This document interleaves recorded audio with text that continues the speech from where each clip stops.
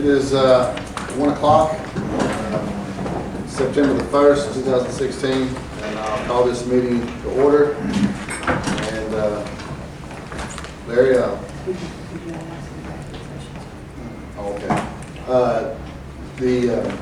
Right after this, we'll go into executive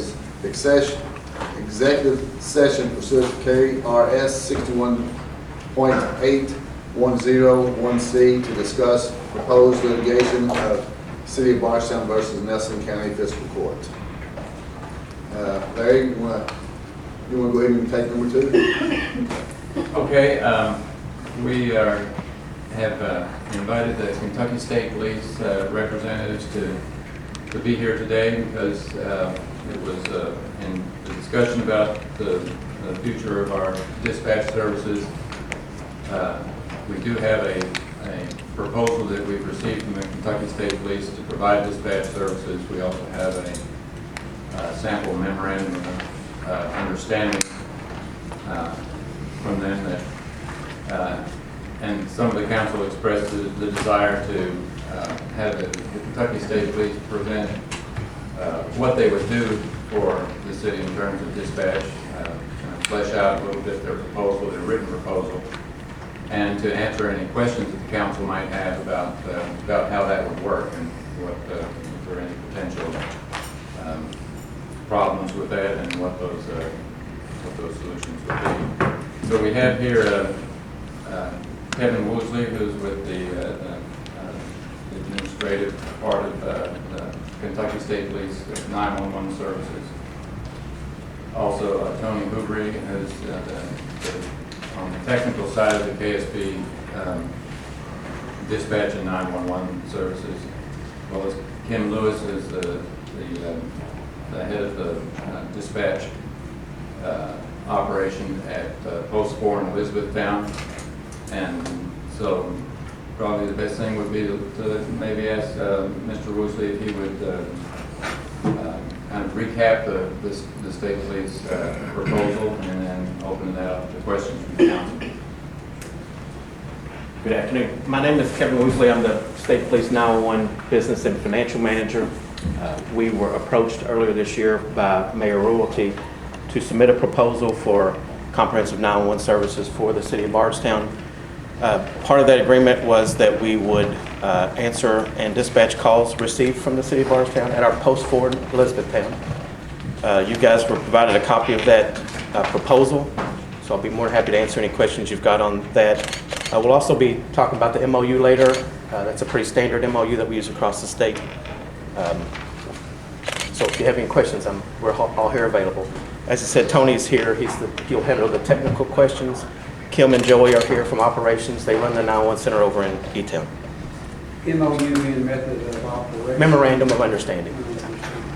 That's just the legal requirements that drive our agreement.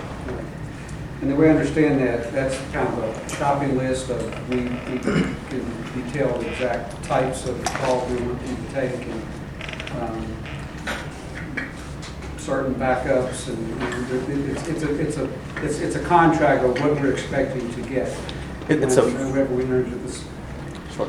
Councilman Hagan, it's a fairly generic form that we use at all of our 911 centers, and we have 16 posts. 12 of those are some type of 911 somewhere in that post area. So it's a fairly generic form that will basically say we'll answer your calls for your 911 calls. We'll dispatch out your, in this case, fire and police departments, and it doesn't get into the weeds of how we're going to do it because that'll be the operational side of it. Does it get into timing on dispatch from time of call to time of dispatch? Doesn't specifically say that. We don't hold calls, so it's not ever been an issue of saying you have to do it within so many seconds or minutes. We just have a standard. We're going to answer just like they would here in Nelson County. Well, Make a comment. Hang on, Frank. Councilman Lydian, Mr. Hagan wasn't finished yet. thank you, Mayor. My main question, it goes back to the technical side of it, and that's what I'm interested in. Is, okay, first of all, how is the transfer made? How are the calls rerouted? What happens? Who handles that? how do, when we push the button and switch over, and I pick up the phone and dial 911, how is that transfer made? Who does AT&T do that? Does KSP do that? I'm interested in that. And then, well, let's just go with that first. How does that happen? Sure. I'm going to invite Tony up here because he's those technical questions. While he's on his way up here, I'll tell you that now that that's not ever been an issue, the boundary lines. And I know that you were probably told that we couldn't do it because they couldn't pluck a call out of the city of Bardstown and send it to a different PSAP.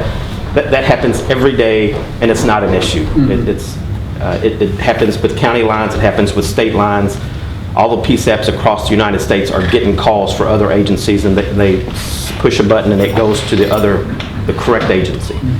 It happens between Bullitt and Spencer County. It happens between Jefferson and Bullitt County. I mean, it's not an issue. But Tony will be able to tell you exactly how that works. Well, the exact answer is most of it's done by AT&T. We're fortunate in that Bardstown is an AT&T territory. They are our 911 trunk provider. Elizabethtown and Bardstown are served out of the same AT&T office in Louisville, and it would be a matter of telling AT&T to assign the ESNs, that's emergency service numbers, that are already assigned to the city of Bardstown. We would ask AT&T to direct those specific emergency service numbers to the Elizabethtown Post, and it would happen. Okay, so that request is made in writing by you or us or however that's done. I presume by the city of Bardstown. Yeah, and then the next day or whenever the date, they flip the switch, and then you're getting the calls rather than... The way it works is you make the request, and then AT&T reaches out to us, and we decide on what day and at what time that we want to do this, and we make sure that we have adequate facilities in place to, like, maybe we need more 911 trucks or whatever, but we get those circuits in place, and then we set up a conference call where we would have someone here in Bardstown at a telephone. We would have someone at the Elizabethtown Post at a dispatch console, and we would say, okay, we're going to cut over at, for instance, 10 o'clock. And at 10 o'clock plus 10 seconds, you dial 911 and make sure it comes to Elizabethtown. And if it does, you're essentially finished. And then your dispatchers have all of the mapping and all of the same, when they get the call, the map comes up, they know where the call is, they know who dispatched, so forth and so on. That's taken care of in advance of what we call cutover day. Okay. And the way I understand it, KSP has already mapped the locations in Bardstown? Yes, sir. We went ahead and expedited the team coming in and doing those counts. So those are already done. Data collection has been finished, and those are up now being into our system in Frankfurt. So it's fairly up to date. That just happened over the summer. All right. So once we just say, okay, let's go, how long does it take to enact all of these things we've just spoken of? Typically, we would like it 90 days. That gives us time to do what he says on the trunking side of it, running lines, whatever we need to install there. It gives Kim time to hire the additional manpower she needs to get those trained. So we would like it for 90 days. Certainly, the more time we've got, the better we are to make sure it's done right. Okay, go ahead, Francis. I have a question for Larry Green, and I do not have info between Kentucky State Police and the mayor and Larry Green. Larry, do you have all of that information? Because he asked us, do we have any questions? I had some questions, but some letters that the mayor received and you received did not get passed out to the city council member. Only way that I got some information, I went on Nelson County Gazette and printed him some information that the mayor, Larry Green, did not present it to the council. So I have many questions. But I thought, sure, it's gonna be in more details, information. I mean, do you have all the letters that you and the mayor have been communicating with the Kentucky State Police, Larry?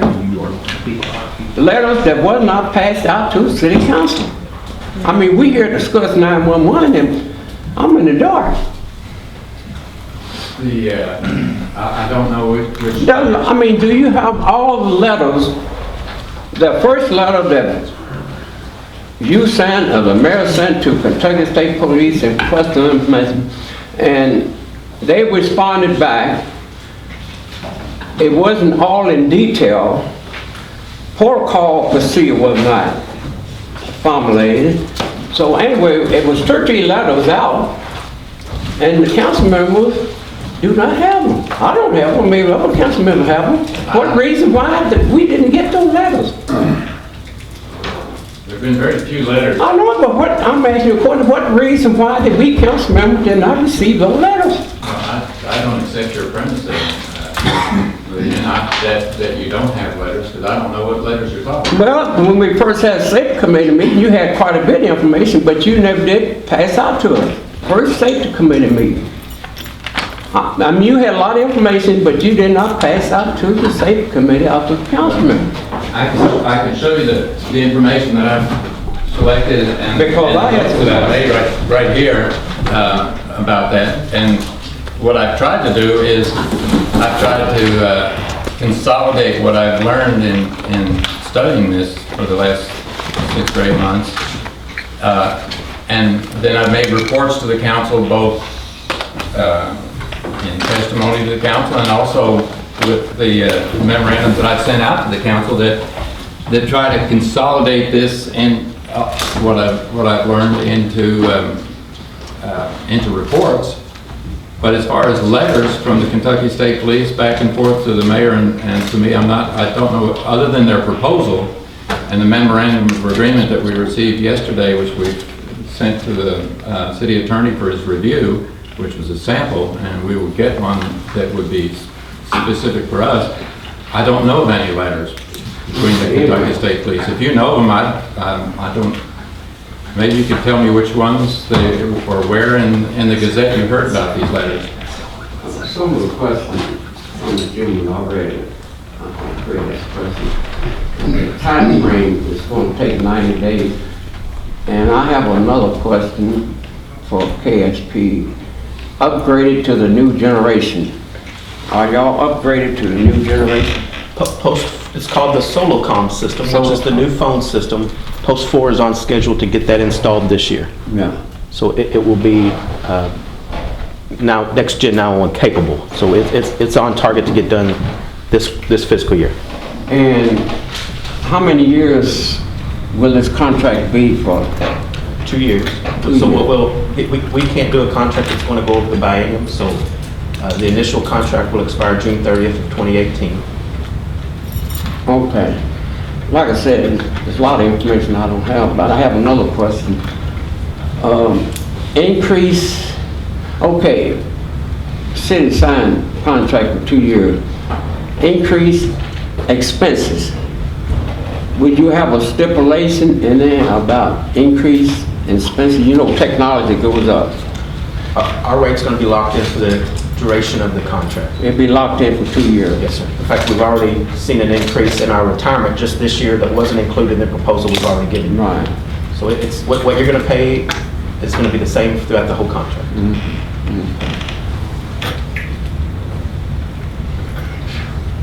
Are you finished? Wait a minute, because like I said, I'm kind of, okay, I'm gonna ask you another question related to the contract. If a John Doe City or John Doe County council or terminate the contract with Kentucky State Police before the end of term, would Kentucky State Police give back any refunds? You understand what I'm saying? Sure. The way we do our billing is there's a few upfront costs. There's not much. Most of that is trunking phone equipment that we would have to purchase to do it. So that would not get reimbursed only because the equipment will be installed. Right. Other than that, you're billed quarterly. So we take the monthly amount that we're paying for personnel, and the phone part of that quarterly charges is a Okay. phone bill. Right. Those are billed quarterly. If you decide we're going to end this contract, then we pick a date on the end of that quarter, and that's it. So there's not anything to be refunded because we would just end it on the end of the quarter. Okay. Let me see, I have another question. Protocol. Let me see if I can. Protocol procedure, I may not be saying it right, but let me give you maybe a question related to that protocol procedure. I'm quite sure y'all have protocol procedure and protocol policy procedure, complaints procedure.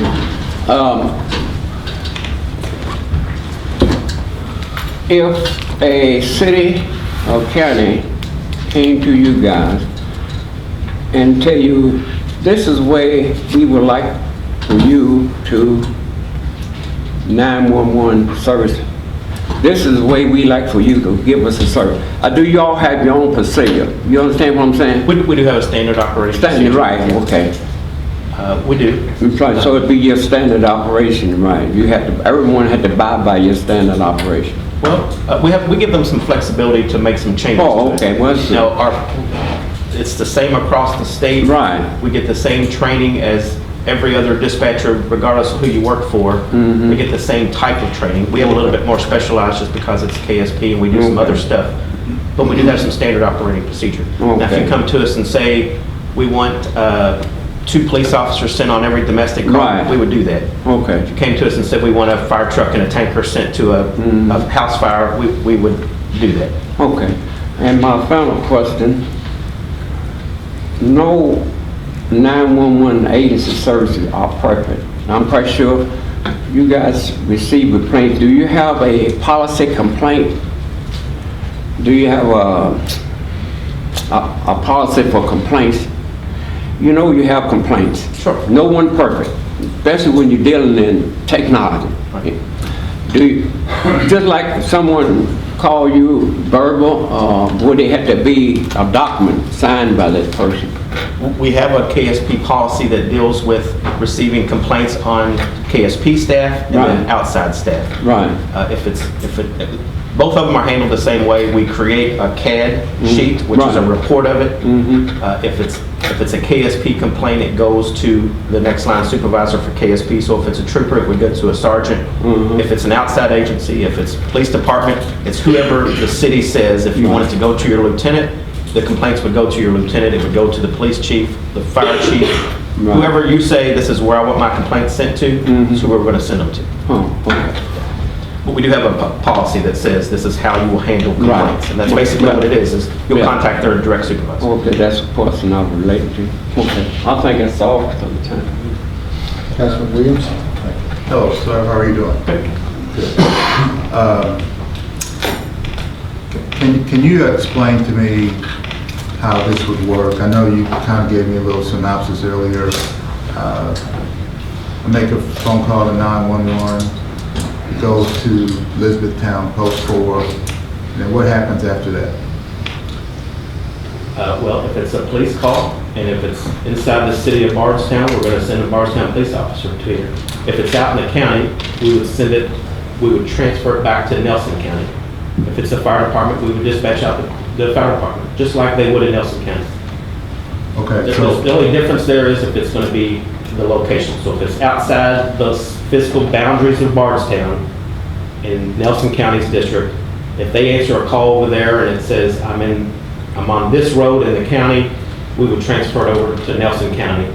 Our protocol is we stay on the line until Nelson County picks up. We say, this is post 4, I've got a transfer for you. We make sure that those two are connected and then we end our end of the call. But on a 911 line, all of that information, all of their location goes with that call. So when Nelson County picks it up, they're going to see the same map that we're seeing, their version of it, but it'll still be plotted the same location. okay, so when you say transfer, you're transferring it to whom? wherever it's at. If it's in the county, we would transfer it to Nelson County. If it's a city call, we're going to handle it. We're going to dispatch it there at that post. Okay, all right. So is this going to be done via a phone? Is this going to be done over radio? Everything's done by phone line, and it's instantly. I mean, if they call and say, I'm in the county, we hit a button, it comes over here. Same thing that would happen in Nelson County. If they took a call inside Bardstown, they would hit a button and it would transfer back to us. But like I said earlier, that happens every day across America, and it's a boundary issue. That cell phone tower doesn't necessarily see a property line. So you're going to hit off of it, it's going to go to wherever it's directed to. And if it's directed to Spencer County, and Spencer, you tell Spencer County, I'm in Nelson County, they're going to transfer it right back to Nelson County. Okay, so you're going to use the existing antenna we have over here to do Phone that? lines, but don't on phone lines. I think we're getting confused a little bit. Yes, we are. I am Let me confused. jump up here. And part of the question you were asking was, once the call's received at our post, how are we going to give it to, say, a Bardstown City Police officer? Yes, sir. And it's going to be through the radio system, just like it is today. Okay, now, does that go directly from your antenna to where? We intend for it to go from what we call a control station at Elizabethtown, and it will go to the proposed new Bardstown City Police Department repeater, and then out to their mobile radio. All right, so we have to have a repeater for this to work. is what you're saying. It's my understanding there was a proposal for a new repeater for the police department and the fire department to use their existing repeater. Is that not right? Fire department already has one. Councilman Williams, I'm sorry, I thought you were talking about the actual 911 phone call. All right,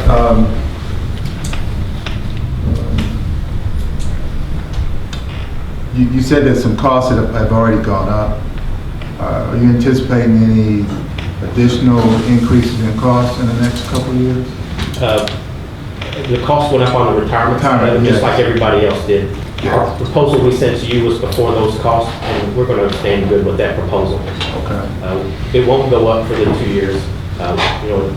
In 2 more years, we could be hit with another 5 or 10% increase on retirement, just like you guys would, and those costs would have to be passed on. And I hate to ask you this question because you may not know the answer off the top of your head, but how many communities do you service out of Post 4? For 911, or 911? we don't do any primary 911 there, but that PSAP is a backup PSAP. So if Bullitt County were to go down, those calls could be transferred over there. Nelson County were to go down, it could be transferred over to it. Any of the areas, any of the counties within our post area, they have the capability of being a primary if we needed to. But right now, currently, we're not primary anywhere, but we're secondary in all of them.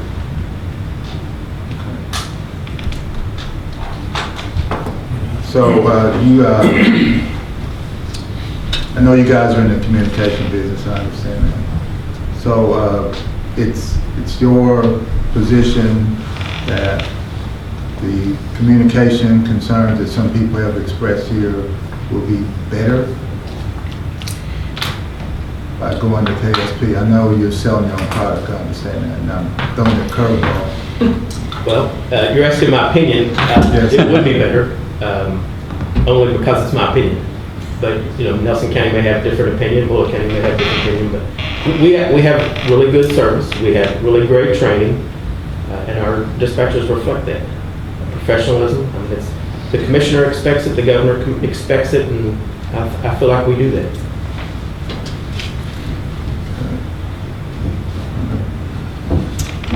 That's all I have right now. Councilman Simpson? I just want to, you touched on how you were going to call out, but maybe it skipped over me. But you get a call. Who are you going to, for city police, we'll say, who are you going to call? We train our dispatchers, and our protocol says we're going to send the closest unit. And that closest unit, in this case, is always going to be Bardstown. Now, if something happens in Bardstown that's tied up on something and we get another complaint, we'll send the next available unit. And if that is, we call Nelson County and say, do you have a sheriff's department available? can you send them here? We would do it. If it's a trooper, we would send a trooper. Currently, that's what's in place over here. Nelson County answers a call, and Bardstown's busy and the sheriff's department's busy. They'll call post 4 and ask for a trooper. So we'll do it the same way. We don't pick and choose calls. We're not going to always send a trooper to every complaint and say we're only going to send Bardstown on barking dog complaints. It's whoever's going to be closer that's going to get that service to whoever needs that the quickest is what we're going to do. Let me answer that for you, Councilman Simpson. What he's doing is, right now, we take calls of in officers in rotation. So if you have 6 or 7 officers on that night, Unit 1 will take the first call. If he's on a call, they would dispatch Unit 2 to take the next call. It would be officers that are in rotation to get those calls. Do you follow me? I'm kind of wondering how they are going to keep up with who's 1, 2, and 3, and 4. Because that's going to be worked out between the police department and dispatch. Very similar to what they have now in Nelson County. It's called a CAD system, C-A-D. And the CAD system is when a police officer calls on duty, we create what's called a time card for them, and it runs a list of who's available. When we have a call comes in, we CAD a call, we assign this unit to that call, and then they become unavailable until they get finished with that complaint and they get back onto the available side. So it just rotates through there who's available. So we're not going to have somebody sitting here to take calls. No. When they call, KSP will answer. If Chief Mattingly is busy, it will go to the lieutenant or whatever. It will go to the next officer because they will know who is busy and who is not. They'll know who is on duty and who is not. And it will be done by radio. No different than what it's done now is when a call comes into them, they'll set that dispatch forward and hit a button and they'll say, Unit 1, go to 203 Rose Drive, answer a domestic call. And he'll radio back, and then go right back to KSP's and be en route. Same way as it's done right now.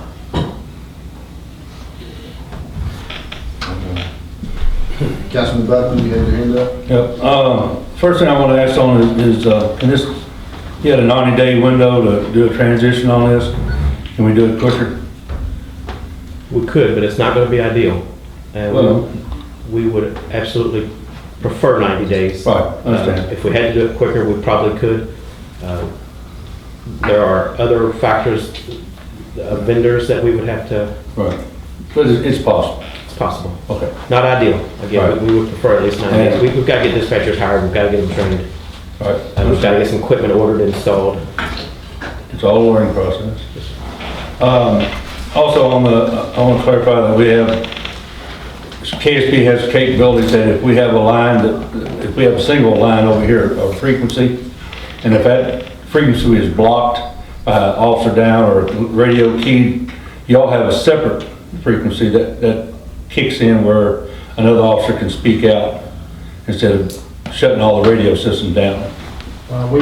We have some alternate channels available, mutual aid channels, that may be what you're talking about. Yeah. Yeah, it was explained to me that you have 2 different frequencies, or have a capability to go to another frequency if that frequency is shut down. Where here, if you have a radio key, nobody can talk. Y'all can bypass that frequency. As I say, we have some statewide mutual aid frequencies that are available where if something did tie up your primary channel or it became unusable for whatever reason, Right. They'd be in place for backup. Right.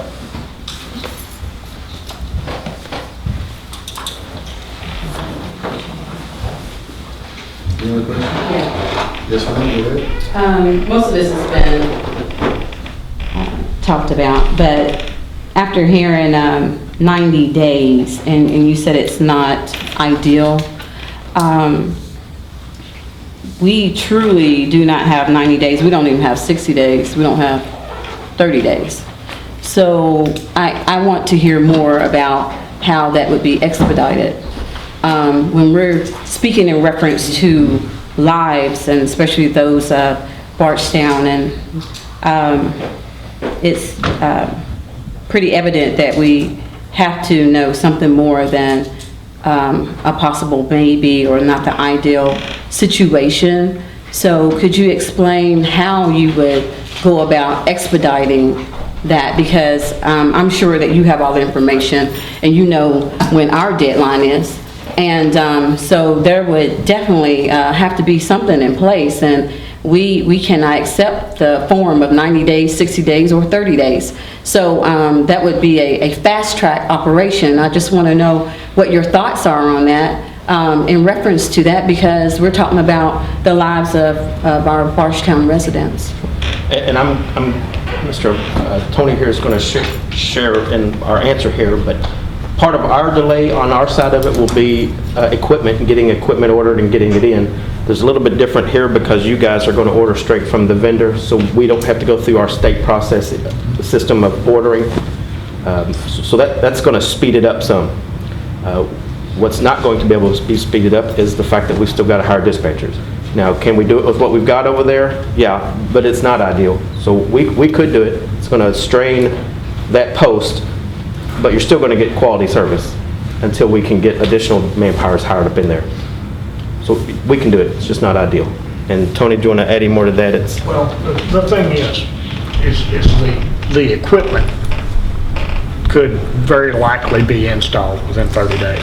I'm not going to say absolutely that it could, but were an emergency to arise, say you guys declare an emergency today and you say we need to do this, the equipment could be in place in 30 days. As Kevin says, the staffing would be an issue.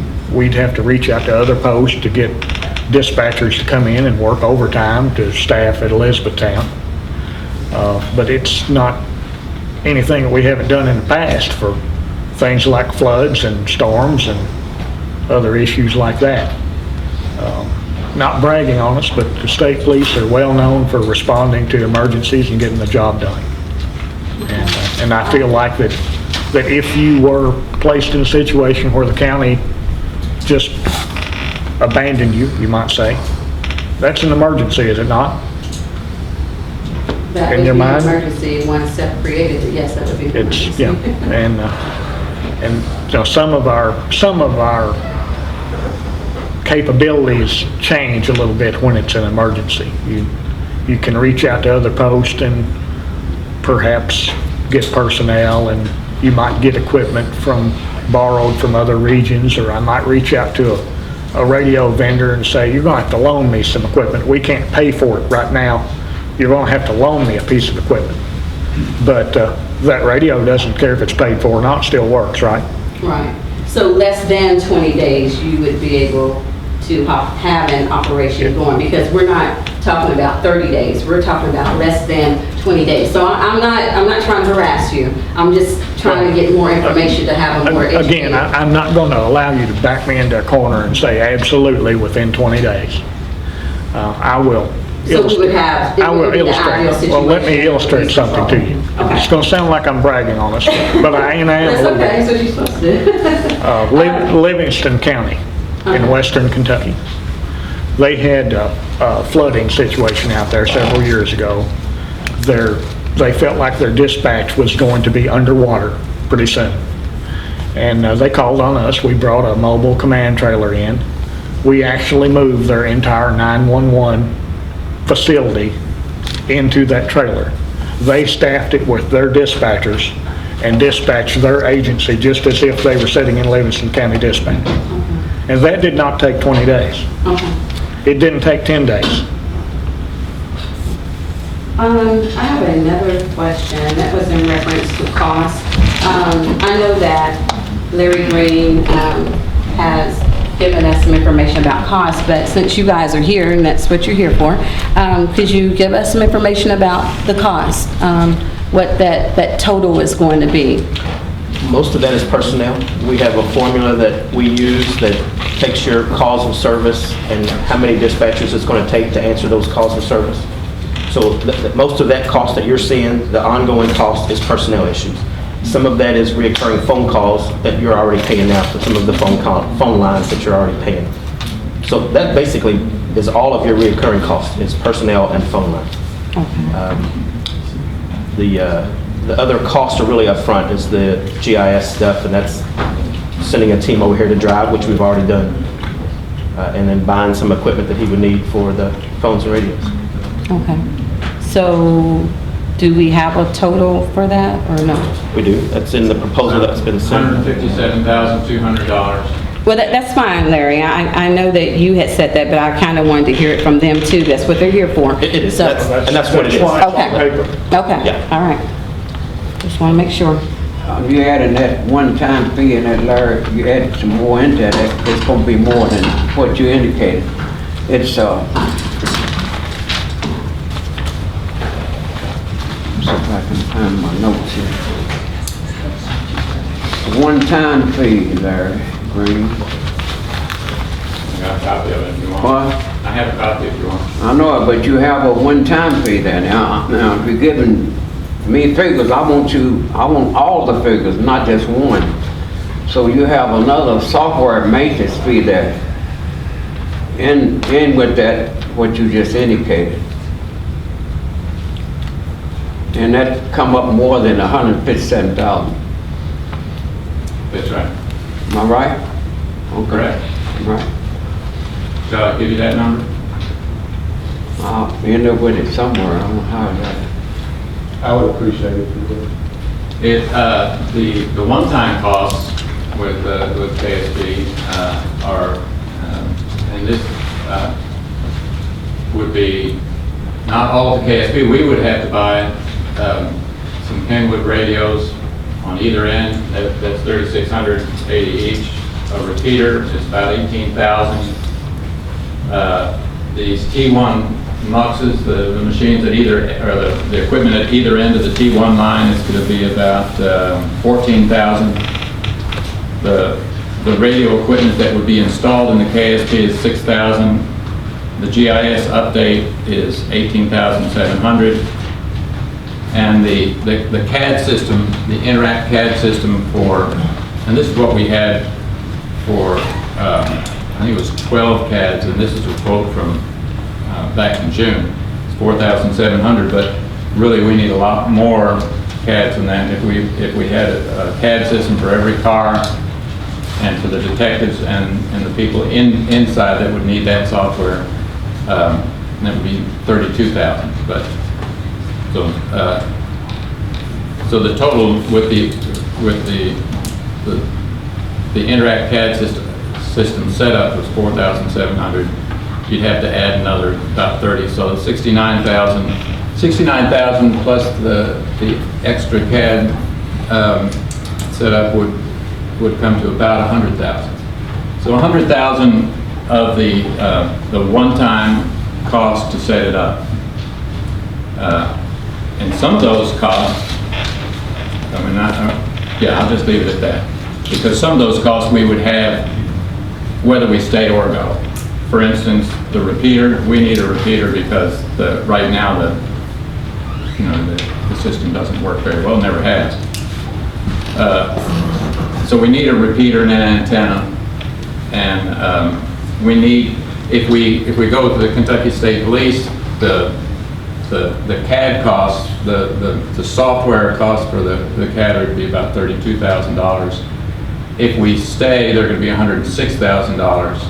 And I asked the people at Interact, that CAD system, I said, why is the big difference in the cost between you and Zerker?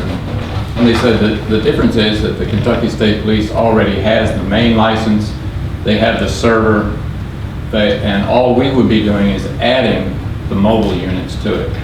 With Zerker, we would have to buy the server as well. And it's just a more expensive product. So the fact that it's $100,000 up front doesn't mean that it wouldn't be more than that if we stay. Larry, I'm gonna make a recommendation to you.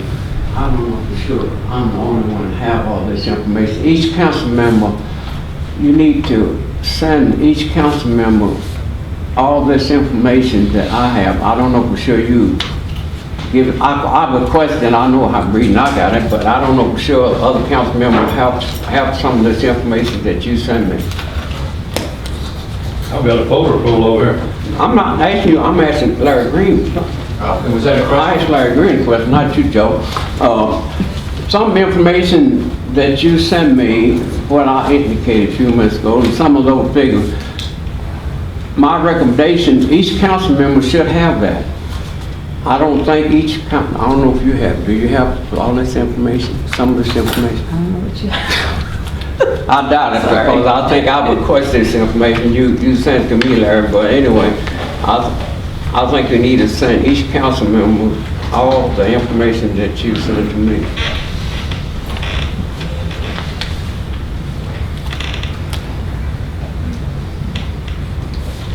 Mayor, I have one more question. Go right ahead, sir. Randy, this question's for you. I take it as a given that you studied this proposal, and that you understand this proposal. And, I always go back to the same question I had in June or whenever we first started talking about this, which is what problem are we trying to solve? And, why are we even doing all this? And the problem started, the way I understand it, from the complaints of the police and fire department years ago, of dispatch and so forth and so on. So I go back to the people who brought the problem to us originally and ask you, is this going to be a solution? Is this a solution that you can live with, that you will support, and that will solve your problem? The answer for our fire department is yes. And the reason I feel comfortable in saying that is I talked to 2 separate fire chiefs that are currently being dispatched by the Kentucky State Police, and they both had no negatives to say, other than realize they are a law enforcement agency primarily, but Mayfield, they do fire and ambulance service through the fire department, and the chief I talked to there said never any issues. The chief from Franklin Simpson, which is a city county ran fire department, he said that he didn't go into detail, he said what little issues they had, that the post commander had been very responsive and they had everything, he was satisfied. So based on that, my answer would be, not solely on that, but yes, I feel that although we're a smaller user of the 911 system, that our needs would be met with the Kentucky State Police. Mackenzie, I have the same question for you. Yes, sir, I believe this is a solution to our concerns. You can make it work, it's going to work? Absolutely.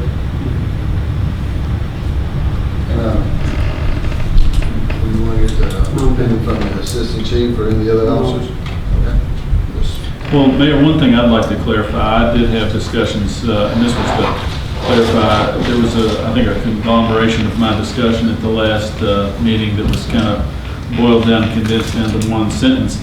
And I talked to former Chief Marlon Howard, and the way it looked in the paper, he was concerned that it looked like he said he favored going to the Kentucky State Police, and that was not really on the radar screen when Marlon was here. So I want to make sure that that's clear, that in no way, shape, or form did Marlon say, I want to go to Kentucky State Police, because that was not a consideration at the time. He also wanted me to clarify that he did have some issues, in particular technical service issues that were raised, and the repeaters, that I think it was an issue with the repeater, and that was identified while he was chief. I think while Chuck Montgomery was the acting chief, we went through the process of trying to resolve it, and then maybe the end resolution was when Chief Walker was here, but that process was identified and started during his tenure, and so he did say that there were service issues, and that's what the discussion that he and I had, or that I was privy to. And so I just want to make sure that was clear, that he did not say, and I don't think that Chief McCovens ever really said, I want to go to state police. I think he wanted his own dispatch center. But I just want to make sure that was clear, because it kind of put all 4 chiefs into one basket and said, here's what they thought, and it really wasn't quite that neat, quite frankly. So I wanted to make sure that was clear. I told him I would clarify that for him. Well, I can contest to the repeater situation. When I was in office, Chuck and I had discussed that. Chuck said that was a solution for that. And then it was also, after talking to RCS, that the repeater system was necessary for the Bardstown Police Department. So those are a must, and that were gonna happen regardless of what goes on today. So that's an expense that was just gonna happen. It had to happen.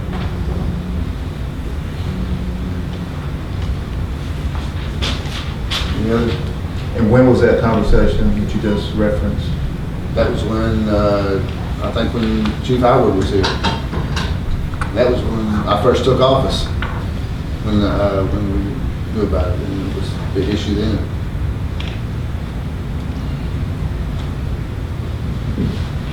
I think Chuck had been working on it for several months. I don't know if you want to elaborate on that, but he worked on it, done research.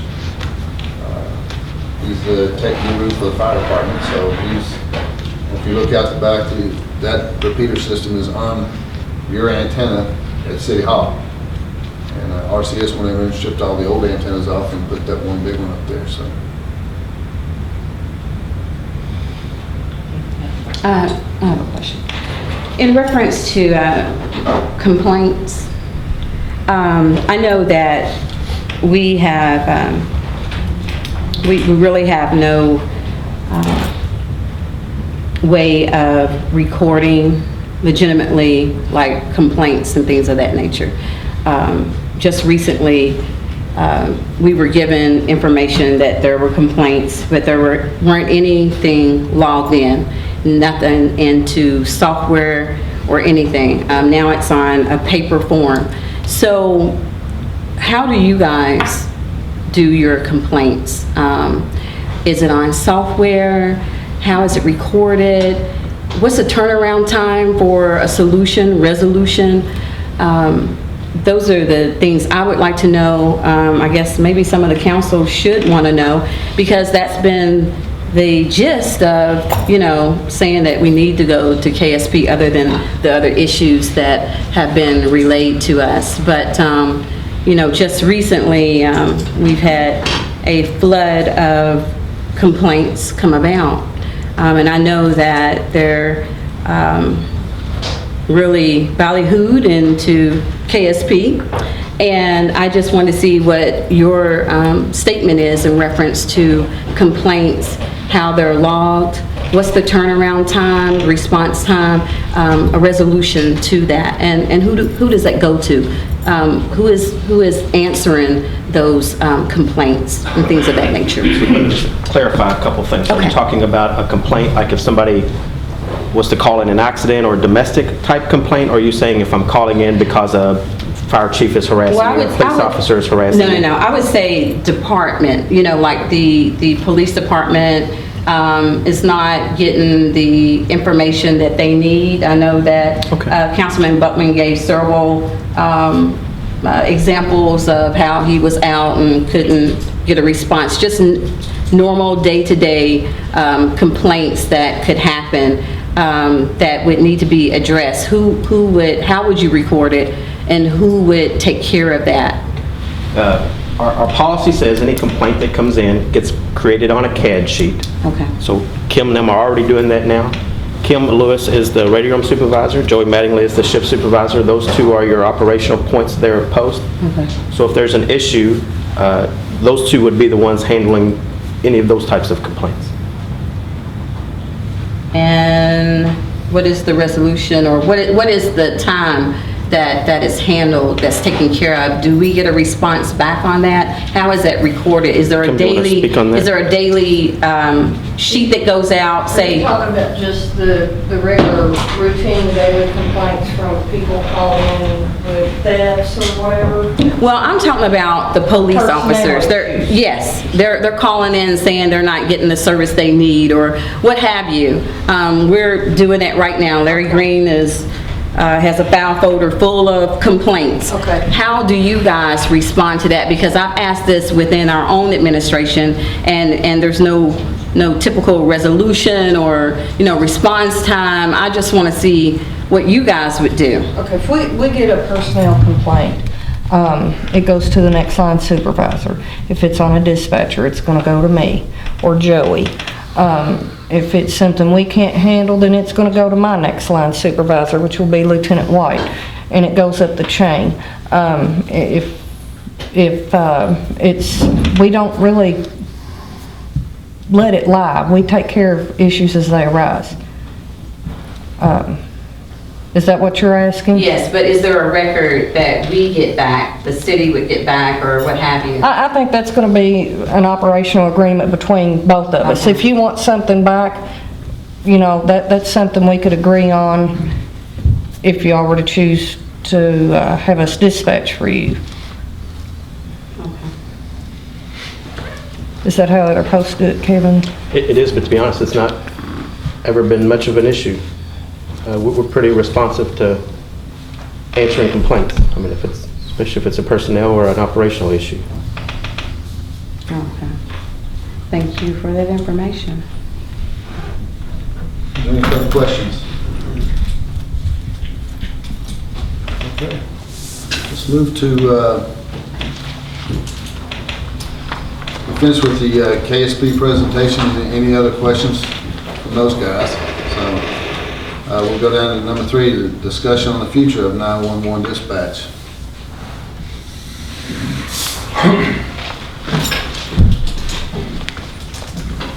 Councilman Bugman, you want to?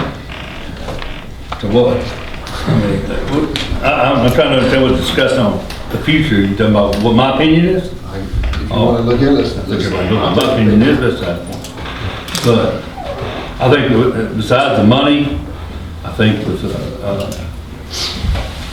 the system that's in place is more progressed and is progressing more than our county system is progressing.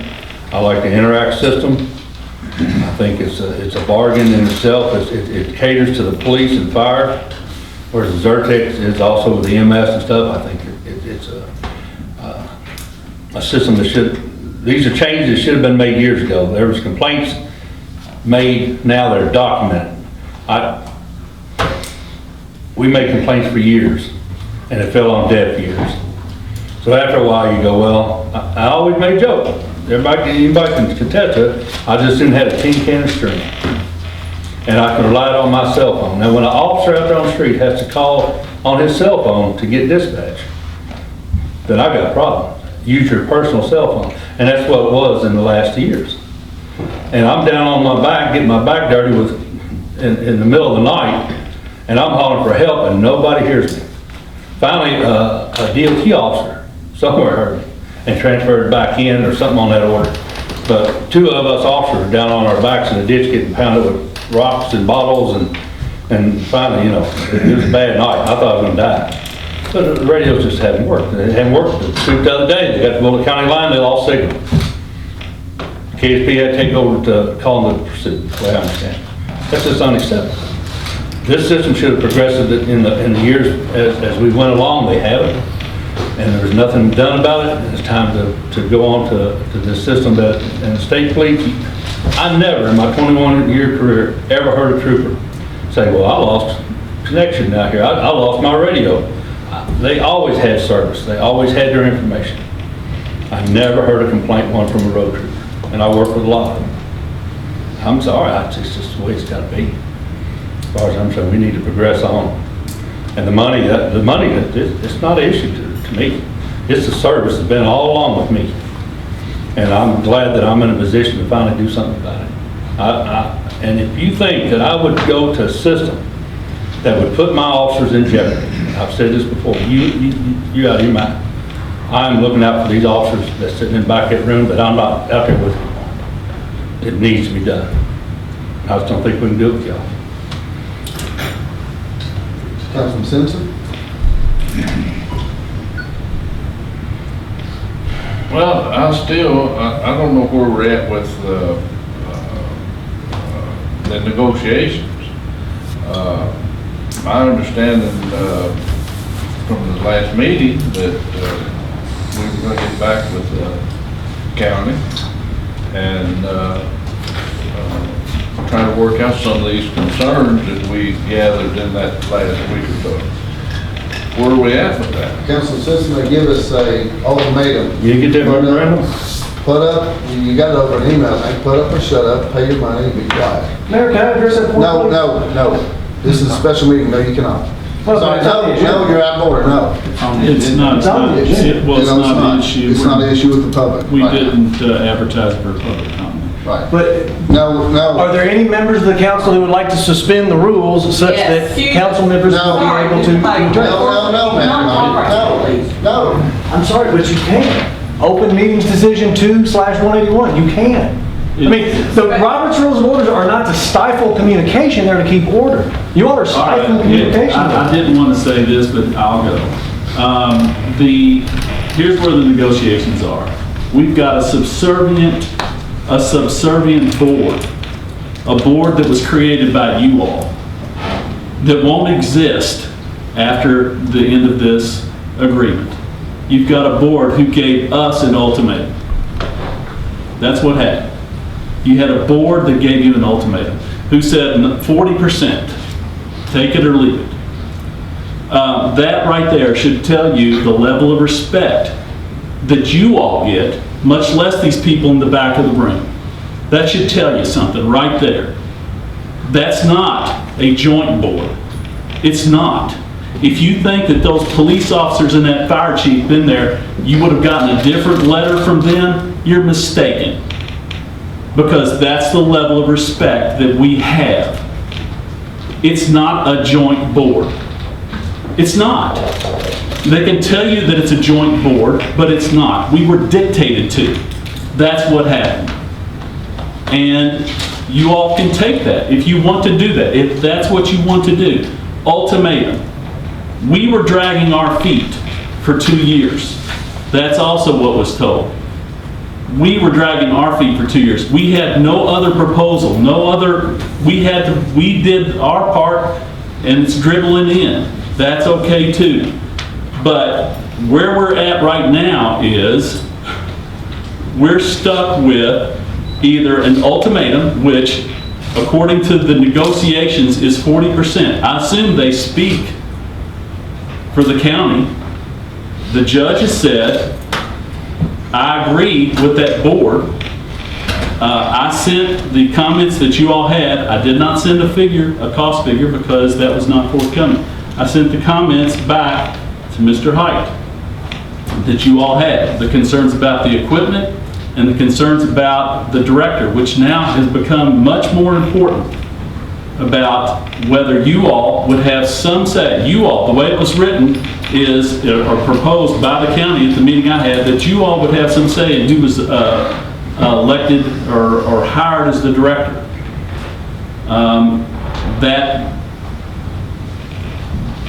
That's kind of been met with deaf ears. So that's where we are with the negotiations. If you want me to continue with negotiations with them, that's fine, but it won't go past September 30th. Everybody says we're not going to extend the agreement. Actually, I think it's the 23rd of September, I believe. 30th of September is what the agreement says that we It's in writing, extended 30th it. September. And so what we've got is we've got a circumstance where it's a take it or leave it. That's a great partnership that we have. It's a great partnership that we have. And I've gotten frustrated through this because I've got a different definition of partnership, quite frankly. I've got a different definition of how people work together. And we just don't seem to be getting that. The board that represents you all spoke loudly and clearly. And I got a copy of that letter just like you all did. And quite frankly, you can't write an agreement that will make people that genuinely don't like each other and distrust each other work together. You can't write an agreement that does that. You just can't. And that's where I think we are. I would like to be somewhere different, quite frankly. I would love to be in this. I was saying, as of 2 weeks ago, I was an optimist. I came here and told you all that I was an optimist, and the next morning, this is what we received. I was blindsided by it, quite frankly, and so that's where I think we are with negotiations. If you all would like me to continue to negotiate between now and September 30th, I will be glad to do that, and will try my best to protect your all's interest in a situation where I think we have no bargaining position. Are you, Yes, ma'am, I'm Okay. finished. Thank you. I'm going to say this, and I don't, your opinion at this point, I don't really have to hear. But this is deja vu again. Deja vu. And in order for you to be able to work with someone, you have to want to work with someone. That's one-on-one business. You have to want to work with someone. And all I have heard, and the rest of you can sit around this circle and not say anything, I mean, this is ridiculous. We've been harping on this for months. But you went into it with a negative. And you didn't try to resolve anything. I said this last week. How can you try to resolve something if you go into it without wanting a solution to it? If all it is a negative, negative, negative, well, of course, that's all they're going to hear is a negative. There was nothing positive about what we heard at our last meeting. And I explained that, and I said that. Leadership is about negotiation and compromise. Some of us lack those skills, or we wouldn't be sitting here right now. I cannot believe that we're talking about lives right now. This is what this equates, lives. There's a possibility that you could upgrade that equipment. We need, what Larry Green said, readers or what have you. But if you don't want to do it, then just be man enough to say, you don't want to do it. You don't want to go forward. This is ridiculous. It's quite embarrassing.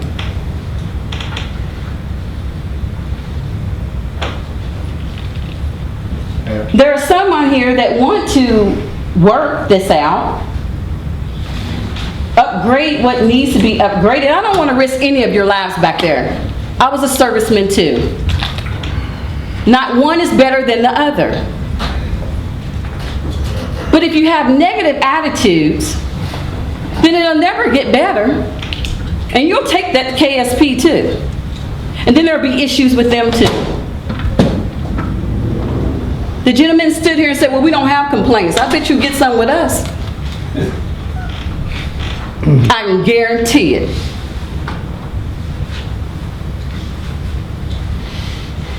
It would be nice to have heard who you heard from else, if you called Mayfield, a letter from them or something, because we're at the point where integrity is gone. It's lost. I'm sorry, Coach Roy, I didn't mean to cut you off. No, Apologize about that. Mayor? The negotiations has been handled, one meeting between myself, Tim, Judge, Mr. Hyde. Ever since that was, it had been left between Tim and Matthew Hyde, I think. So, to say that he hasn't tried, I think is short. Because I think he's given it his all and done best. And I think that's shortcoming of you, if that's... Well, that's not exactly what I said. Coach Rowland, go ahead. Okay, if I could, hate to put an attorney on the spot here. Yes, put an attorney on the spot. Yeah, you said that parties don't like each other? Yes. Now, are you referring to the councilmen and magistrates, or are we talking about the leadership? Oh, no. Talking about the leadership? I'm talking about the parties that make up the current board and to a certain extent, the member agencies, what I refer to as the member agencies. I have a very good, what I consider to be he may not agree, but I have a very good relationship with the county judge. I have a pretty good relationship with Matthew Hyde, maybe out here today, I don't know. That's one thing I told Matthew earlier, is one thing about lawyers, you can say a lot of bad things about lawyers, but we're in confrontations every day in court. And we still maintain personal and friendship relationships after we leave. It's a skill that everybody ought to have. I think the council still has a cordial relationship with the fiscal court and vice versa. What I'm saying is that this goes to a level below this.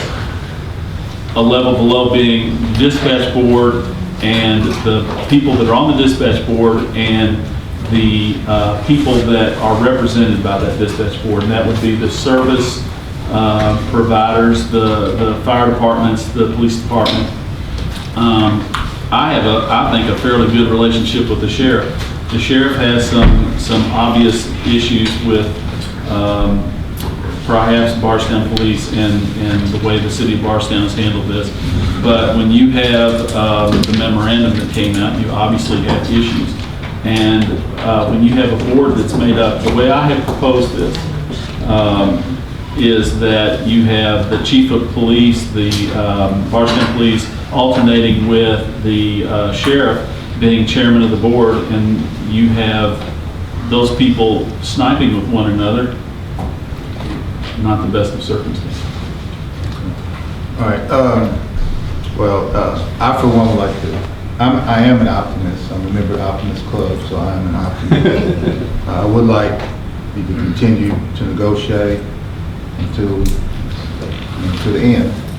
Then we'll go from there. But Mayor, in our last meeting, you threw out some numbers like 400,000 for this, and I don't remember exactly what you were referencing. Do you remember what I'm talking about? It was about Zerker, that Tracy and I had gotten into a phone call. We first had initial prices of us to go to the county that would cost us through Zerker was about 52,000. I don't have those in front of me, but then after the conversation that Tracy and I had with Zerker, we were switching bait, and because the wrong information was given to us, and so when we confirmed what we actually needed, it was wind up to a price tag of $106,000. Okay, so That would be an upfront cost. That's one of those upfront costs that you're going to have regardless of whether you stay here or you go to KSP or whatever. You know, that's one of those. Well, the Zerker would only be staying here. Right. That's part of the upfront cost Of staying here in. Larry was giving you upfront cost of going to KSP. That would be an upfront cost of staying in Nelson County Dispatch. Right. Okay. That you have to. There's two different. There's KSP uses Interact. Is that right? And then here that we use the Zerker. So there's two different prices. Okay. So if we stay here, that upfront cost would be $106,000. Okay. And plus the 18 or 20,000 for the repeater, and the little additional cost. So yeah. okay. And Larry, if you can remember what information you gave Francis, I'd like to have it. If you can, I'll figure it out. I think it's on that board over here. Let me just go ahead and get this, because that goes to your other question about the costs. Yeah. And I just happen to have it here.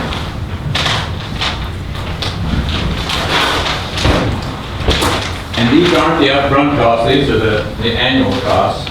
And this is what I gave Francis on paper. So, and it's these costs.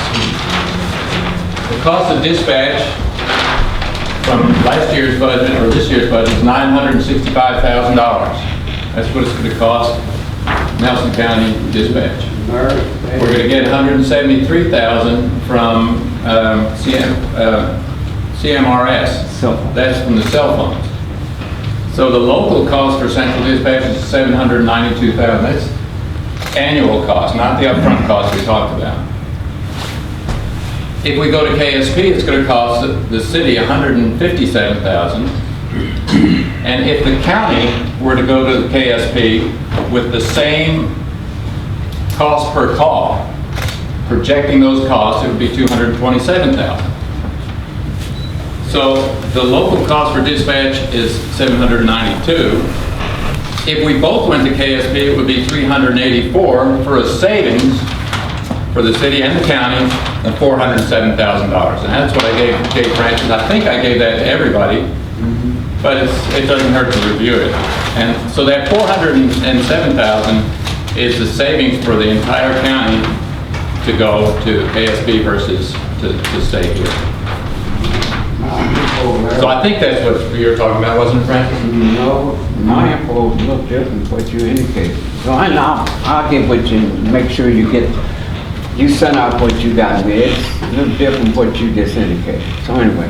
What's it gonna cost us next year to go to the level that the state police is gonna be at this year, a level 2 or whatever that is on dispatching, that we're not at? And what's it gonna cost the city extra next year that we're not talking about to upgrade this equipment and go to this second level that the KSP is already at? The last figure I heard was like $1 million. Our part would be around $600,000. That's additional on top of what we're gonna spend this year. The one thing that I would ask... Bruce one said the equipment upgrades. The one thing that I would ask... Don't know anything about it. If I'm... So we're going to stay at level 1 where KSP's already going to level 2. We have no intention of going to the new enhanced level? Didn't say that. So we're going to stay there? Councilman Butler, we're not discussing. Okay, I'm sorry. We have held our comments and what, the way we understood it with here. Okay. Mayor Rowley. One thing that I would ask... Wait a minute. Can I just clarify something, just on Mr. Green's presentation there? The county has not asked for a proposal from the state police. The figure that he has is hypothetical. We haven't even looked at any kind of numbers from that county.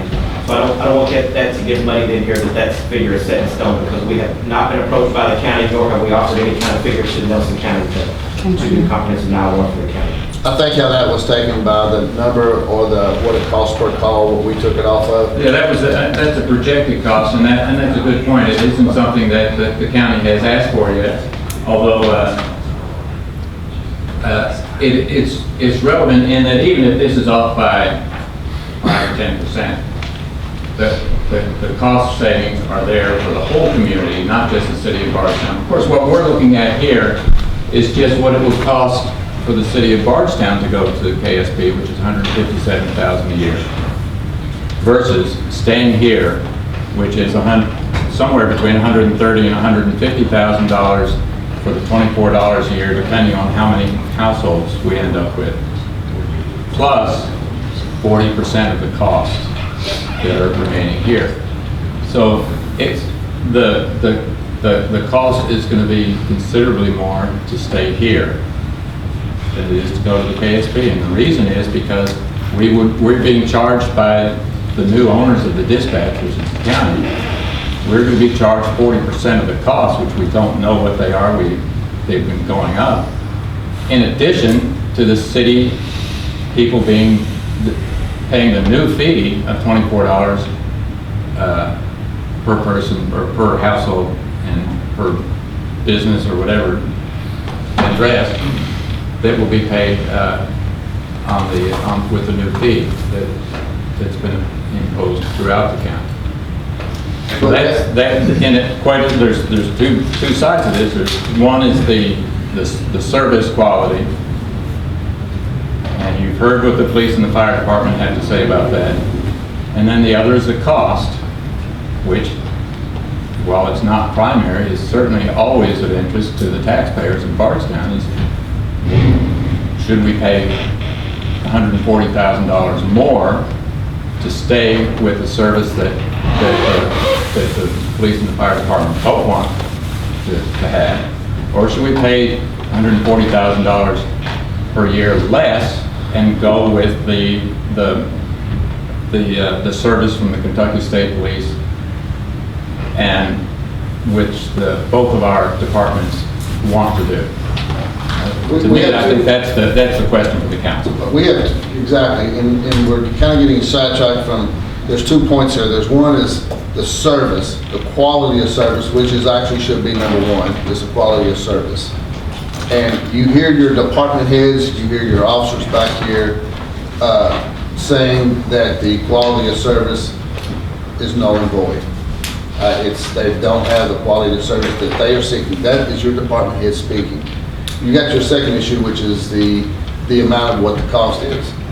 You know, so your main issue is your service, and I think that's where it is, and that service relates to the service to the community. That's where that's gonna come from. You gotta have service to the officers and then service to the community. I got a comment. Yeah, go ahead. I think we should continue negotiating with the county. I'm going to comment on some language council lady indicated. In the last months, that's all I've been hearing, negative, negative, negative. And we never had said one positive thing about the county dispatch. They have saved many lives. And also, it is always two sides. I've been listening to city side for months, and I haven't heard anything from other side. We have requests for them to come in and respond to some of the complaints, the verbal complaints. If they were deaf ear and you didn't do nothing about it, that's your own fault. We don't have no documentation of the complaints you guys have indicated. I have been on the safety committee and police committee ever since I've been on the council, and I have talked to all the 3 or 4 chiefs, police chief, fire chief, individual officers, and the first thing I asked them, how you doing? You have any problem? No one. None of the fire chief, no police chief or fire chief indicated to me that they was having a problem. And if it was a deaf ear and you didn't do nothing about it, Buckman, that's your own fault. You should have did something about it. I complained to complain. You should have did something about it. You should have took it further. Hold on, y'all not supposed to have it back and forth. So anyway, I think we should, at the time being, because I have indicated many times, we playing around with people's lives. This 911 is serious. Some of you might think it's just all you think about those dollar bills, but you need to think about the safety and welfare of this community. Because you never know who I may have to call, anybody in this room may have to call. And I think at the time being, time of this, and we need to continue trying to work something out with the county. And this is such a word of compromise. The county can compromise, the city can compromise. And I think we don't have, 20 days. We do not have enough time to go with Tucket paper for 20 days, and I'm not going to rush into something like that and jeopardize somebody's life. And I think we should continue on trying to negotiate with the county. To that end, Please? To that end, as I requested at the last council meeting, you all have given your indication there are 3 issues that I see left with the current agreement with the county. One would be the equipment. If we were to depart, if we were to pay whatever percentage of the cost of equipment for the dispatch center, do you, and you've indicated that the answer is yes, that you would want some sort of ownership in that, as a partner, you would want some sort of ownership in that equipment once the agreement is terminated. That's issue number 1. Issue number 2 is, would you want some say in the hiring of a director as the Btown City Council and Nelson Fiscal Court? That's question number 2. Question number 3 would be a financial figure. If you can answer those questions today, as far as I'm concerned, that should be, with the time that's left, that should be your all's offer. And that offer would be, here it is, I think, because we've been given a take it or leave it offer by the board. I don't think the board can do that, there's empowered to do that, but that's okay. I think that would, and then if you want to be, if your negotiation and your compromise is whatever the county wants, I'm willing to convey that offer also, very clearly. Whatever you want, I'm willing to convey that offer. I was negotiating in good faith to stay with the joint agency and answer the issues that we had that were presented to me.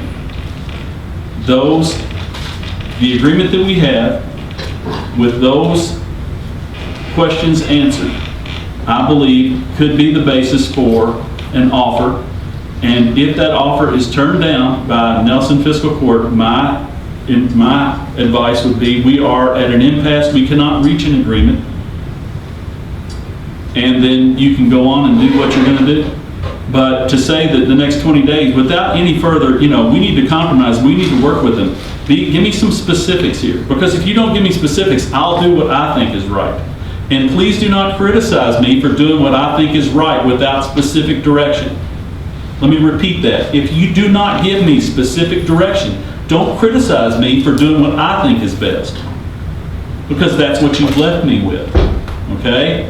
So, those 3 questions, if you all can answer those 3 questions, I think that would be the offer, and we'll go. Can you read that again and just answer one question at a time? One question at a time. And then you don't need to give an answer or give some sort of input on it instead of the first question is in terms of equipment. We've said, and I said that 40% is not fair because our percentage might be less than 40%. It would be prorated on what our contribution was. And that would be mathematics. Somebody would have to calculate that.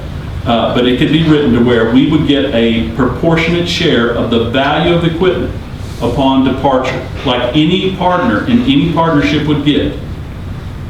From the past 10 years? I would think probably going forward, because it doesn't specify in this agreement. I mean, I would be willing to say that.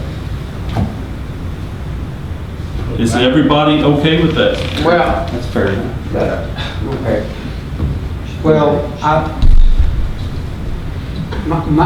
think we're having the wrong discussion. I'll just say that maybe I've waited too long to speak, but all this discussion about the negotiations and all, that starts with the premise that the goal is to stay together. That's not my goal. The goal is for these guys to get the service they want. We need to focus on that. Our goal, if our goal is let's stay together, then we start making decisions to stay together. That's not our goal. Our goal is not to stay together. Our goal is to serve these guys. The interlocal agreement was formed to serve these guys for dispatching. That's what the whole thing started. If we focus on that, it's clear to me we have 2 options here. We have 2 solutions. One is a clean solution, which they've studied and they like. They want it. It's available, it's clean.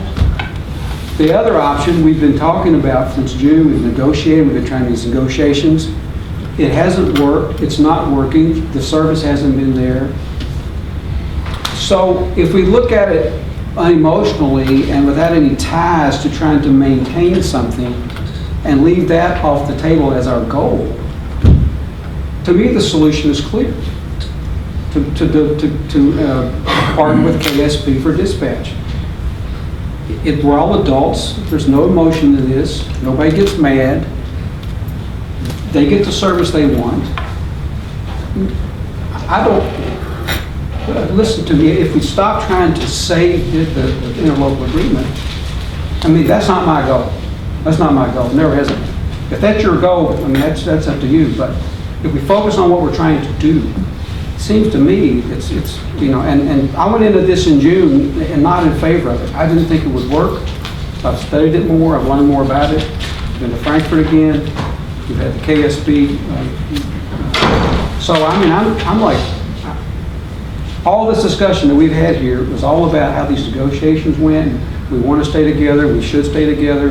Why don't we stay? That's not the goal to me. So I would support a resolution or whatever we have to do to authorize the mayor to enter into the agreement with them, because I just don't see this negotiations to get our dispatch to where it's going to serve these guys as well as what this other option looks like. That's my opinion. And they are your department heads.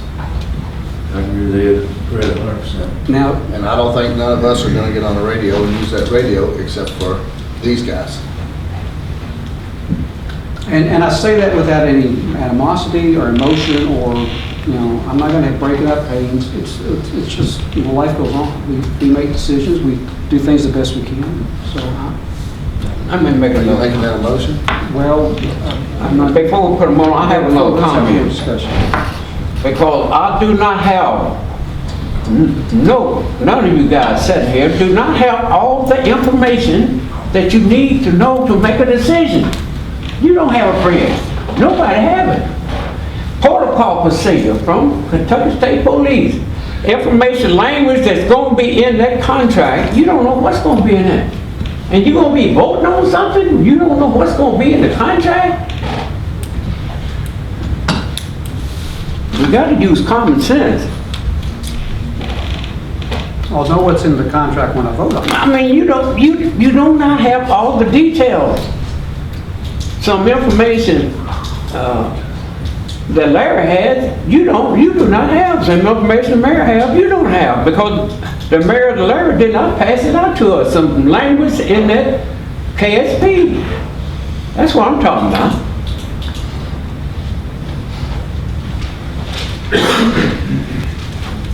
It was not anything. I wouldn't have no problem if we. I don't like to be in the dark. And Mayor, you have put me in the dark. I'm gonna be right in front of your face. You have put me in the dark on that because some information I have that you did not get to me. I had to go on the internet and get a print off the internet. When you should have passed it out to each council member, but you did not do it. And Larry Green have some information. I wouldn't have no problem if I had all that information in front of me. By me not having that information in front of me, I'm not going to vote on anything. But continue what we're doing. That's what I feel. Well, we can only continue what we're doing until the end of September. We've been given a deadline. Our calls will no longer, our 911 calls will be answered, but the dispatch won't happen. So we can't go beyond that. Well, yeah, we can go beyond that. I don't know what we would do. But you all, I know, and I apologize. You have to sense my frustration at this point, because there are times in this I don't even know who I'm negotiating with. I feel like I'm negotiating with you all, and then I'm negotiating with the county. Now maybe you have to negotiate with the dispatch board. It's a pretty confusing situation for me. Since we got it, good. That's all right. I'm good. Since we got it all out of our system, maybe y'all can meet one more time. No, I need direction on those items. Well, if you give me the authority, if you right now want to agree and give me the authority to do what I think is in the best interest, I will take that authority. I will issue a final offer, and at that point, I will let you know as quickly as I possibly can whether it's accepted or not accepted, and we'll go on from there. If you all want to give me that authority. If you do not want to give me that authority, please answer those 3 questions that I asked you. I also think that it's very valid, the concern, that, by the way, the concerns that Councilman Hagan has, that's what I have been trying to address as part of this agreement. That's what I've been trying to, I've not been, Well, let me ask a question. I've expressed my opinion. I think Bill agrees with what I said. Is there anyone else who agrees with my point? Of authorizing the mayor to go ahead and enter into the agreement with KSP. Because if there's not at least 3 of us, then we need to start giving him more direction. Well, I'm more inclined to go along with what he's saying as far as us giving him the authority to go ahead and make final negotiations. And if we are at a point of impasse, then we move on. Why? But you don't think that letter? Well, I was asked my opinion and I gave it. I wasn't trying to be rude, I apologize. I didn't get your 3rd point. I got the equipment, I got the hiring of the dispatcher. What was the 3rd point? Cost. Okay. We've got 30 days before the deadline. The ultimatum was given, here it is, take it or leave it. No, We all understand it? September the 30th. We all understand that. That's a bare minimum that KSP will probably need to make the transition if we decide to go with KSP. But yet we're going to use valuable time to negotiate something, a contract or something that is not probably going to be ever in our favor or even equal. Then when we run out of the 30 days, we ain't going to have no choice but take their ultimatum. What are we going to do then? Are we all going to volunteer to answer the phones out to dispatch or at over City Hall because we don't have no place to send that number? They told us they need a place to send that number in 30 days. Now, we have an option right now. 20 days, we won't have no option. 15 days, in 30 days, we ain't got no option except take what county dispatch says, here it is, take it, leave it, you're out of time. That's pretty clear to me that we're right here today, we got to make a decision today that we got 30 days grace period to do something. And if we want to give him negotiation, what if they don't negotiate? What if they say, no, we're sticking to our guns, and here it is. In 30 days, we're going to have to take it. We're going to take it. And if I may, Roland, since you spoke about wanting to keep negotiating, what's the downside of just going to KSP? In light of the argument I gave, what's the downside? Well, it's not, it's their presentation more so than what you said. Everything I heard from them was very positive. So if that's what you're asking me, I don't see a downside. So why not go ahead and do it? Just the fact that we authorized him to negotiate, and we need to terminate negotiations at some point. And how about right now? Are we through negotiating, attorney? That's up to us. Well, we tasked him with the responsibility to negotiate. Well, am I correct? Isn't that what we did as a council? Yeah.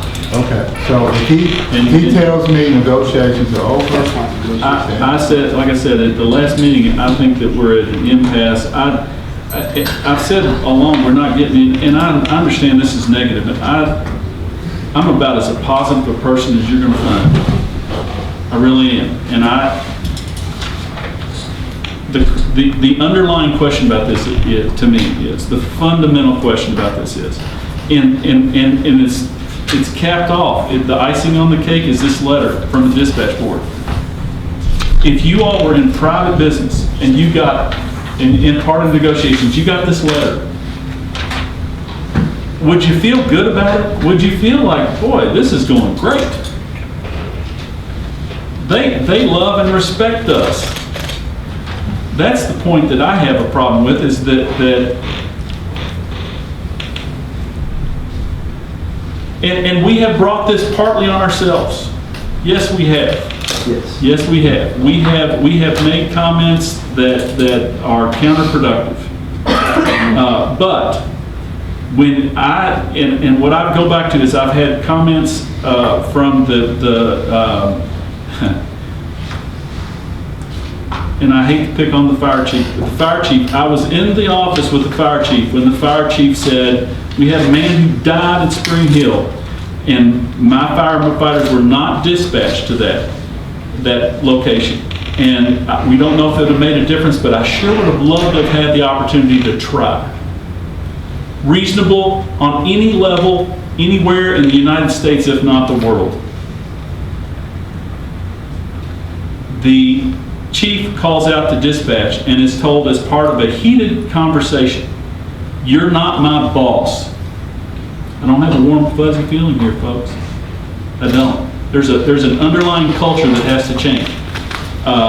And when we don't have control over that person, expect that to be the response. That's not nuclear physics. If you don't have responsibility over somebody, you can't go in there and tell them, you need to respect me and respect my people. You can't do that. Now, a good customer service would tell you that. But what we're at negotiation by ultimatum is where we are with this, as far as I can tell. And so Again, if you all were to give me direction, honestly, if you gave me the authority, I doubt that my opinion would be, if you said, do whatever you think is best, I don't think that the proposal would be accepted. If you all give me direction on those 3 items, I will be glad to pass those along. But I think, honestly, what you all would have to do is you would have to make that today and then make that as part of a, here's the agreement we propose. If that's not accepted, we will be going to the Kentucky State Police. I think you owe that to the people of Bardstown, because this going up to the deadline and then saying we'll worry about it, I think is very dangerous. One man's opinion. Well, I think that's fair.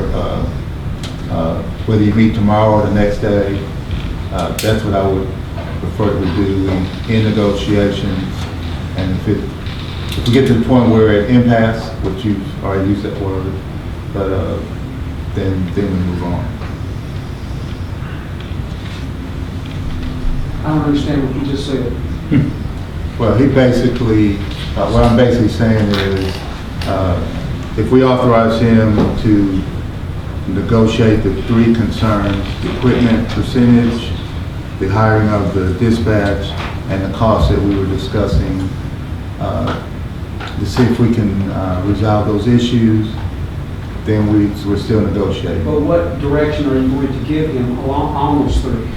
Yeah, that's what you'd have to do. I would request Give me some it. specifics that you would That recommend. the 40%, and that would be effective now, because we couldn't go back.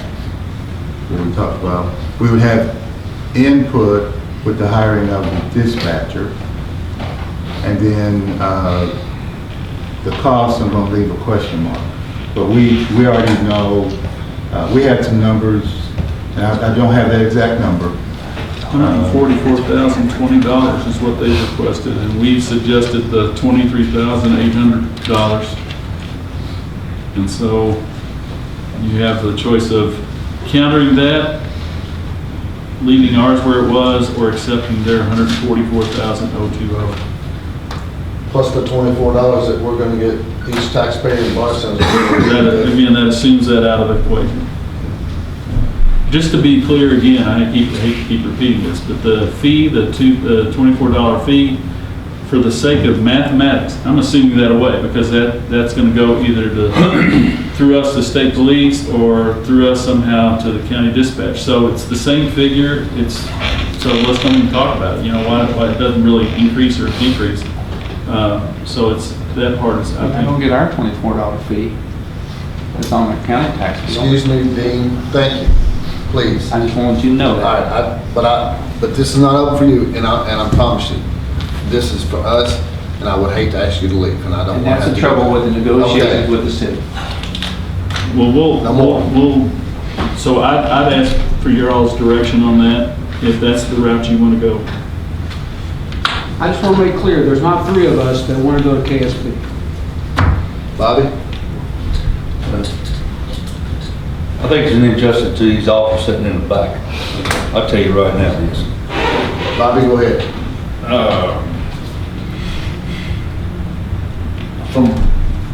There is a lot of reasoning to go to KSP, from what we've heard from the officers and fire department.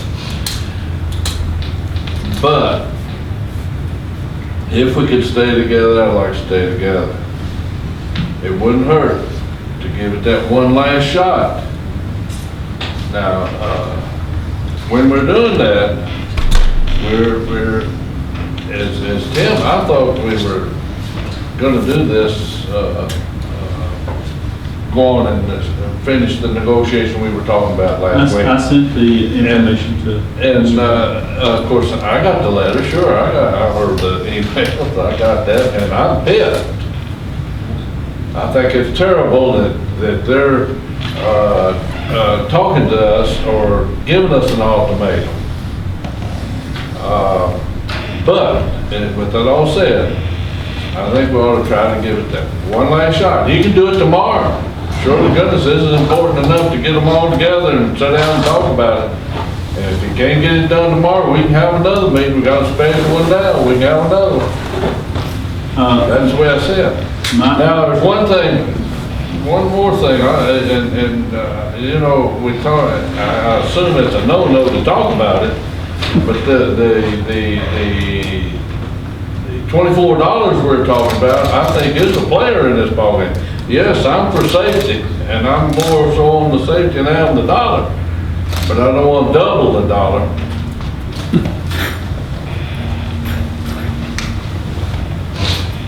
That's the way I feel about it. So y'all want to have a special meeting tomorrow? If you're going to let him completely do that and say, here it is, and you try and have To another. me, if we're going down that road, the cleaner way is to just what Tim said, tell him exactly what we want, and it's not a negotiated, it's an offer, here it is. If they don't accept it, then we go to KSP. We make that motion right now. That's what I would request, because I think time is of the essence. Sure. I mean, I think his first original proposal of the 22,000, you know, is that what you're wanting, is him to put in the number? And I don't want to do any of it, but I mean, I'm not one of the ones wanting to do it. Those who want to do it, let them talk. I concur. And I agree with Councilman Simpson, I agree with Roland. I think we should try one more time and on this fee, if you calculate both ways, really, if, I'm just assuming, Kentucky State Police, the residents will be paying 2 times. And the complaint was, city residents were paying 2 times. Well, regardless of where you go, you're gonna be paying 2 times. Anyway, I say meet with a county attorney, Hyde, and see if we can work it out. But you have to give him some specific guidelines. I mean, give me time, Fred, give me time. I'm getting ready to get to the Pacific. You give me time. I don't know what reason why you want to rush all the time. That's the problem. We've been down that road before. We made many mistakes. I mean, this is very serious. 911 is very serious. You may not think it's very serious, but it is. And we've been down this road before. Rush, and you know you made some mistakes. So we need to take our time. So anyway, I think we need to negotiate. I say on this 40%, I have no problem with the 40%. I think you came up with a calculation of 22,000 to get this negotiation where it would benefit the police, the fire department, and all of the community. I have no problem with that extra dollar. And possibility, 22,000? You said 22,000? No, they came up with a figure, something, I don't know, that Larry Green, and they twisted the number around somewhere, sometimes you make your head spin. That part, how much will that be, 40%? Have you tallied that out, attorney? 40% be how much? If we plugged in, instead of a fixed number, 40%, there is no number. I'd like to see whatever was passed to Councilman Cope. I think that's entitled, we're all entitled. Sure, absolutely, I hope you will. It says, would someone please move to suspend so we can have public comment? So the county's right here. We're sitting right here, we don't love to talk to you. Why can't we do that? I'm just asking. I mean, It's not advertised. It's not advertised as an agenda item. And with all due respect, it doesn't have to be. Yes, it does, sir. I will If you would look at open your meetings decision 2-181. Specific agenda special call. You have to be specific on your agenda. If you want council input, then that has to be on the agenda. If you want citizen input, it has to be on the agenda. The council has decided on regular meetings to offer an opportunity for the citizens to speak. However, they did not choose it, nor the mayor asked as an agenda item for this one to have citizen input. And the Kentucky Attorney General respectfully disagrees with your position. Well, then you can challenge it if you can, sir. But for this particular one, we have no citizen input. I don't think we were given an option to even suggest that. I mean, they wasn't open for suggestions. Sorry. Again, I would like to hear, I don't want to negotiate with them in a meeting, sorry. I want you all to answer those 3 questions. And if, to answer Councilman Libby,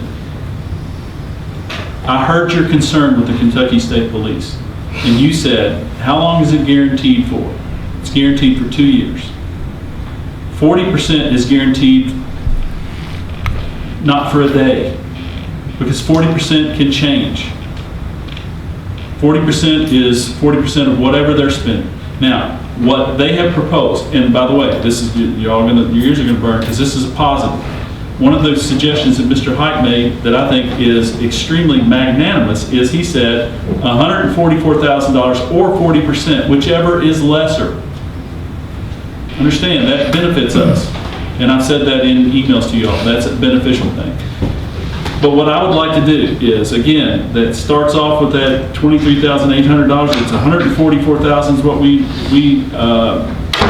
was proposed by the county.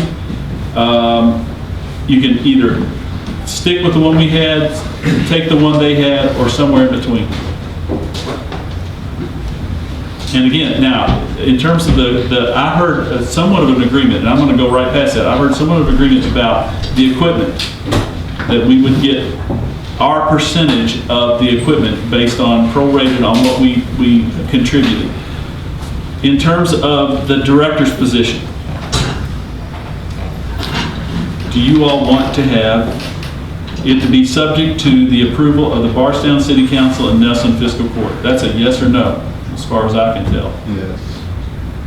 Yes. Yes. Yes? I'm sorry, did you say again? Yes. Yeah, the position of director of the dispatch board, you all would like to have the approval of the hire of whoever the director is? That person come before you all for, all right. So now we're down to one issue, dollars. I have said that I do not recommend and will not recommend 40%. I've made that presentation to Nelson Fiscal Court. And again, the parameters are this: 23,800, I believe, and then 144,020 were the 2 figures. How did you come up with that figure, 23,000? That was the cost of the KSP proposal minus the anticipated revenue from the fee, the $24 fee. That's what we would come out of the general fund with. The city of Bardstown would come out of general fund, not including startup costs.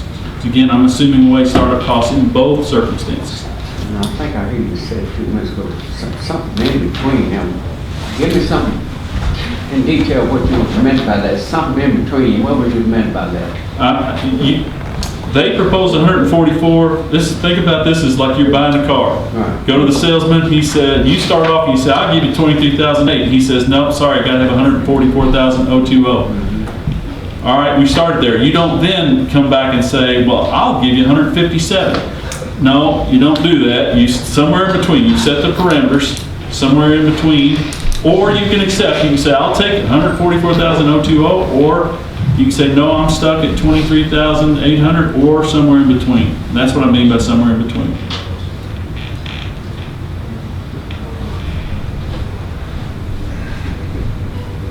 I'm open to suggestions. Okay, so that's one we got to decide on. And I would like for it to be today. Is this going to be guaranteed for 2 years like the other one? No. Okay. Well, I mean, it's a set fee subject to them coming and requesting additional funds. I don't know the consensus of anybody else. I'll say something in between. He still has to have a number. So, He has to have a number. you gotta have a number. Something in between. He can put down a number. You can put down a number. Something in between. You can. You have to give him that number. Yeah. What do y'all think is fair? I mean, that's where it comes into. What do you think is a fair figure to put in? And maybe that's what they propose. If you think that's fair, that's fine. Just ask it for a vote.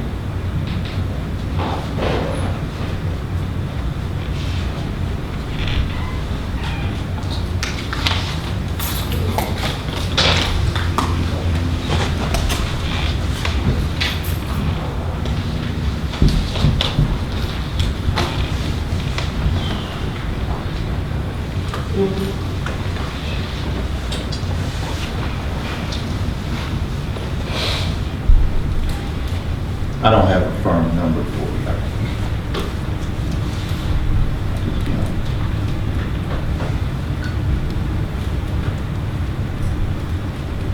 Well, this is going to be an offer, it has to have a number. I understand that. Well, somebody's jumped out there in the middle of the year.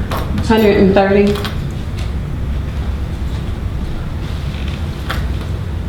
Council Lady Cochran had a number.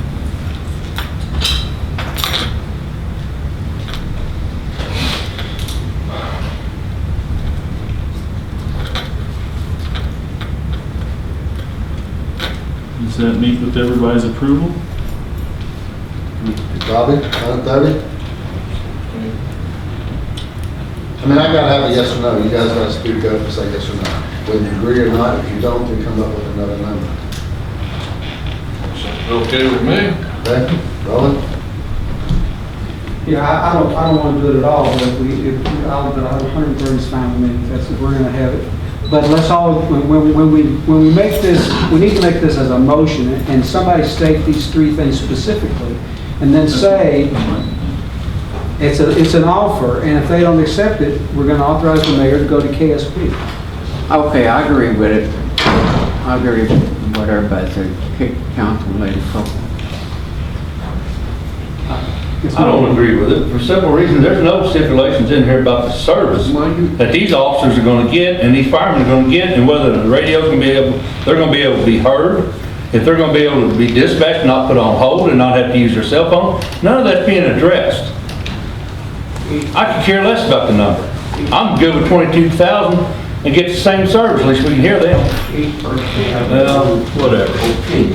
One of the things, and let me reiterate this, just to answer Councilman Buckman's concern, is that, and I expressed this to the county, that one of the things that we did not have is a formal procedure to deal with complaints.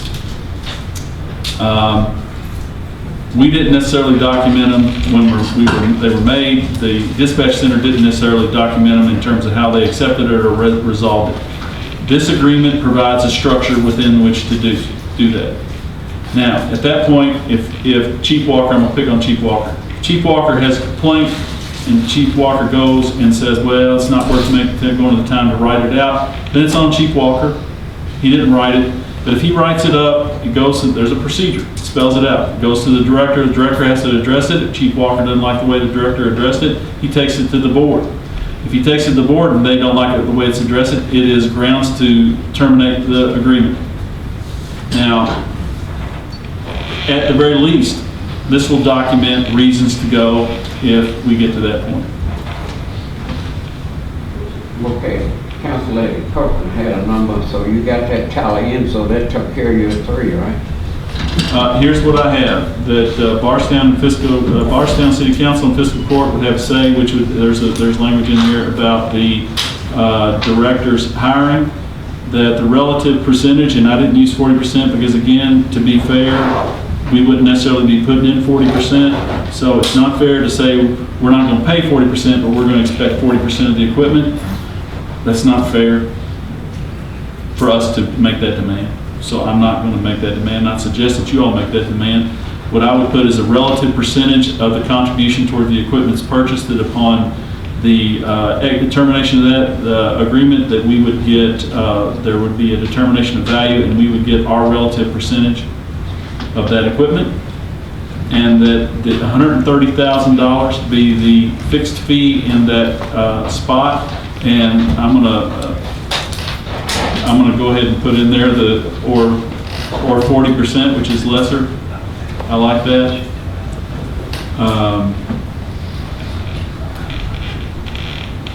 And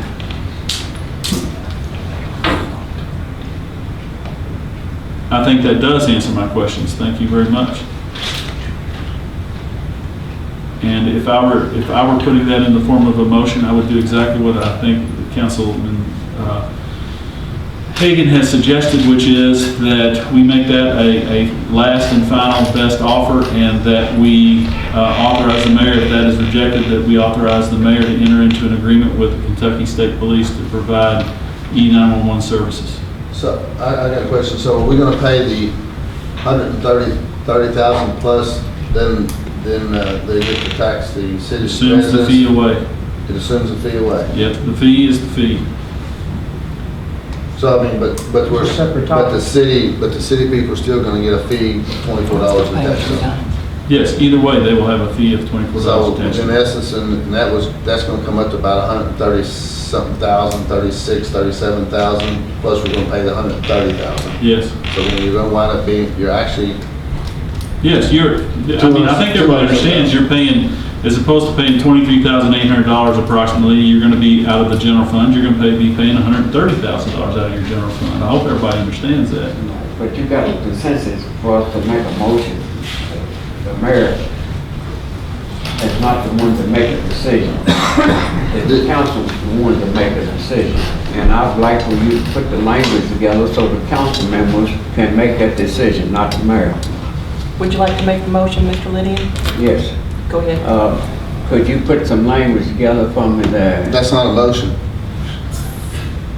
Well, again, if I were drafting the motion, it would be that we tender a last, best, and final offer to Nelson Fiscal Court to continue dispatch services with the prior agreement details with the changes that Btown City Council and Fiscal Court have a say on the director's hiring, that they go before those bodies for a vote, that the relative percentage of the contribution towards the equipment purchased be, that we be given credit for that upon termination of the agreement, and that it'd be a set fee of $130,000 or 40%, whichever is lesser. And that if that offer is rejected, that there be the mayor is authorized to enter into an agreement with the Kentucky State Police for E911 services and dispatch. Madam Clerk? How long have they got to accept?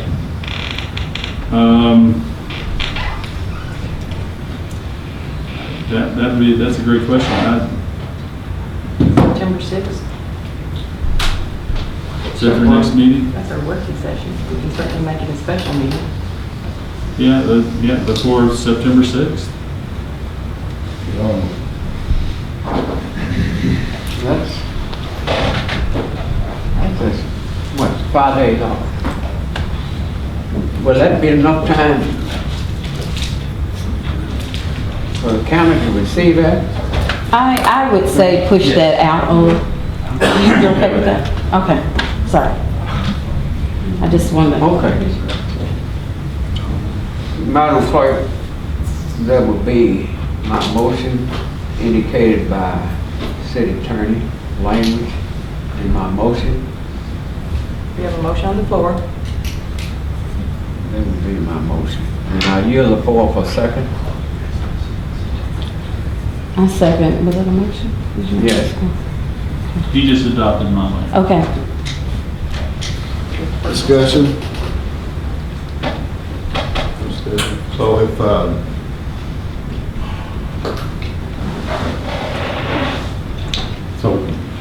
if we vote on this today, and are we committed to staying with the county? If they accept the terms that you've laid out, then I think yes. For 6 months or to the end of the next fiscal year. Whichever is longer. Right now, the next fiscal year would be longer. January 2nd, 6 months would be longer.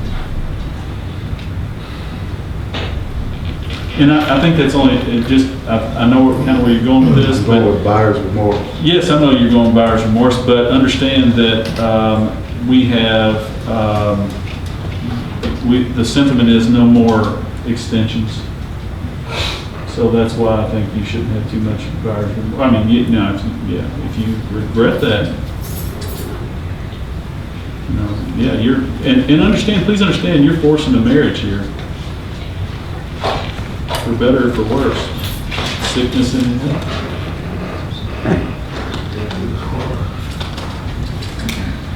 let me say, you know, if you decide to go, We still have a motion. Do you need a second? no, we're discussion. We're in discussion. Oh, who seconded it? Nope. Ms. Copeland? Ms. Copeland. Oh, thank you. I'm sorry. I Yeah. apologize. Go ahead. But you have to remember, if you decide that you want to go with the, you vote, you go with the county, and dismiss what these department heads and what these police officers want, what they feel that is in their safety, that's going to be on your heads if something happens. So you lay your head down on your pillow and you think about that. If we go to the county, we buy Zerka, it's $106,000, and then in a year's time, something happens, as I feel it will, and then you say, well, the next administration comes in, well, we should have went with KSP, now let's start that all over again. We're gonna be at that again. And again, just so y'all are aware, the 106, I think you said, Mayor, $106,000, $106,000 for the licenses for Zerker is not included in this figure. That would be additional funds. That's additional funds. And just like Larry said, there's about $100,000 startup costs. That would be their startup cost. So that's not involved in this. But you all would have to approve that separately. But you're gonna have to wind up possibly, if something happens, you pay for it twice, so. The calculation, I mean, we still got question, the calculation Larry give me, it's a little less than what you just indicated of. No, sir, it's a conversation that myself and Tracy Hudson had, and that's the exact price. I don't know what papers you have, but those are no void. If you don't know what papers, The amount, the Zerker that's the problem I have. You know, was lower earlier. we have so many. This has been twisted around so much. You got my brain's twisted around. So anyway, this information here, what I have here, and it's a little different. It's math is a little different what you just indicated, Attorney. You know, it's confusing. You have so many numbers, and you never know who twisting things around.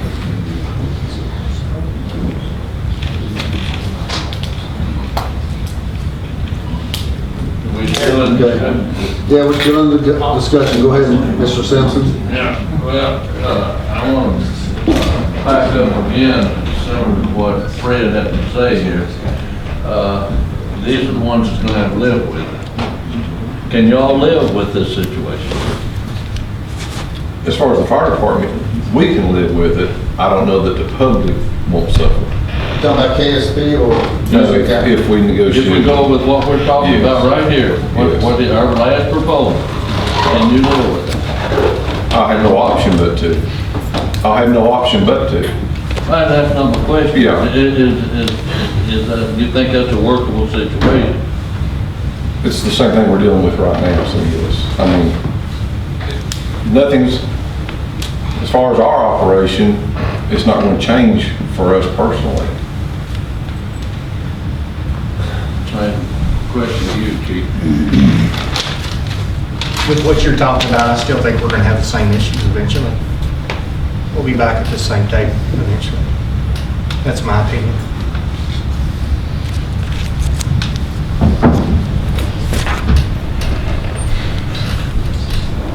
I don't know about that poor man in Spring Hill.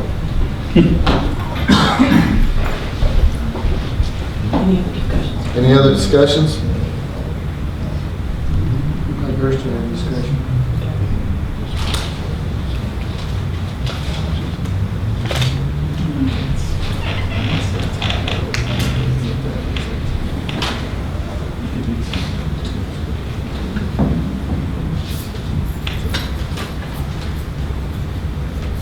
I'm through with my sidebar. Yeah, a motion in a second. Any discussion? All in favor? You might want to ask for an Individual vote? Yes, please. Ms. Copeland? Aye. No. Yes. No. Yes. 42. Hey, Earl. Yes, sir, go ahead. Part of our upfront costs involve buying radios at Post 4 that would communicate with the fire department and the police department. The cost on those are about $11,000. I would ask you guys to go ahead and buy that equipment just in case. A, it'll always be there in case something happens here. We could switch radio operations over to post anyways. And B, if the negotiations break down and you end up coming to us, you've already got it. The costs are $11,000. We'd ask for you guys to go ahead and approve that and let us purchase that. Yeah, it's not on the agenda, but I'll make a note of it and put it on the next council meeting. Okay, thank you. Thank you, guys. Okay, now, number 4, executive session pursuant to KR 61-1A-101C, discussion of proposed litigation of the city of Bardstown versus Nelson County Court. And I need a motion. I'll make a motion to go into executive session. Need a second? Second, okay. No discussion, all in favor? Aye. Those opposed? We're now going to go into executive session.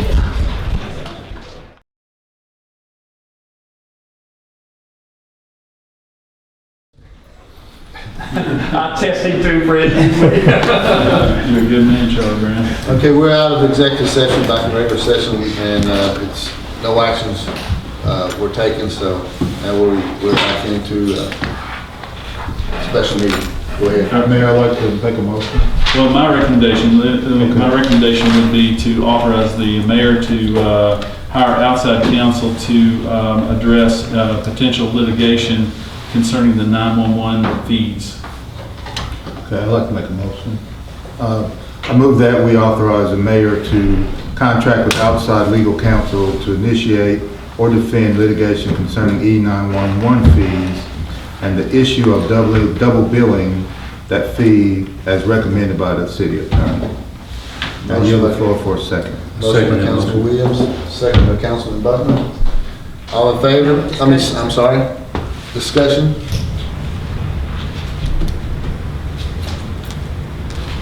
Okay. All in favor? Aye. Those opposed? Motion's adopted. Make a motion to adjourn. Second, discussion. Okay. All in favor? Motion, meeting's adjourned. I'm not paying Tim enough? No. I did not pay